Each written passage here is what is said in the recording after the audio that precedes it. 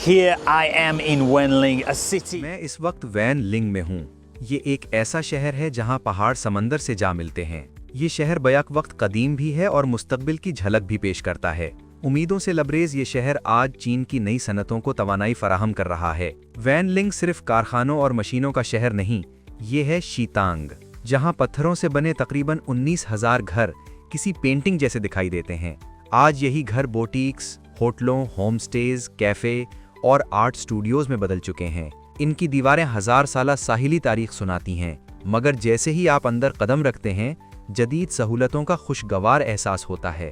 जरा इस जगह को तो देखिए, ऐसा लगता है जैसे मैं इटली के अमाल्फी साहिल पर आ गया हूँ। चट्टानें, समंदरी हवा और सूरज की रोशनी से चमकते पत्थर, सब कुछ एक दिलकश और रोमानवी मंजर पेश करते हैं। मगर ये यूरोप नहीं, ये है चीन का यीजियांग।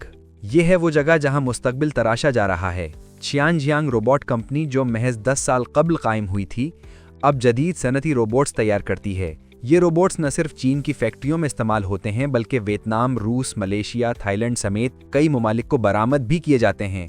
इन रोबोट्स के कंट्रोल सिस्टम कहीं बरामद नहीं किए जाते, बल्कि मुकम्मल तौर पर यहीं तैयार किए जाते हैं। और अपनी सलाहियत और लचक साबित करने के लिए ये रोबोट सिर्फ 3 मिनट से भी कम वक्त में मेरे लिए एक वोक यानी चीनी फ्राइंग पैन बना सकते हैं। और ये लीजिए मेरा बिल्कुल अपने लिए तैयार किया गया वोक। लेकिन वैन लिंग सिर्फ रोबोट बनाने वाले आलात तक महदूद नहीं, ये हरकत करने वाली मशीनों के बारे में भी है। यहाँ क्यूजे मोटर है, जिसका शुमार मोटरबाइक बनाने वाली चीन की सबसे बड़ी और सरकदा कंपनियों में होता है। इनकी मोटरसाइकिलें सिर्फ चीन में ही फरोख्त नहीं होती, बल्कि दुनिया भर में दस्तयाब हैं। यहाँ इनके प्राइवेट टेस्ट ट्रैक पर मैंने चीनी इंजीनियरिंग की गरज को नज़दीक से देखा और सुना है। अगला पड़ाव है ल्यू ग्रुप। ये चीन की सरे फहरिस्त पंप कंपनी और ताहाल सबसे बड़ी बरामद कुरिंदा भी है। एक छोटे तहकीकी इदारे से आलमी सनत तक का ये सफ़र मुकम्मल करने में इसे 30 बरस लगे हैं।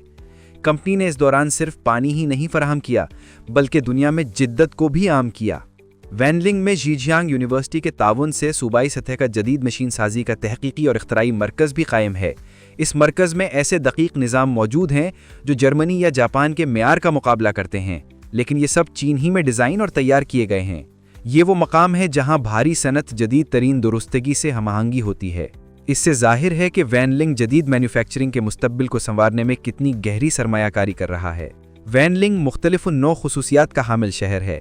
ये ऐसा मकाम है जहां मछेरों के पत्थर के मकानात मुस्तकबिल के कारखानों के साथ खड़े हैं। ये शहर महज चीन के मशरिकी समंदर का नज़ारा करने के लिए नहीं, बल्कि इसका मकसद ये देखना है कि चीन की अगली इख्तराई लहर कहाँ से उभरती है।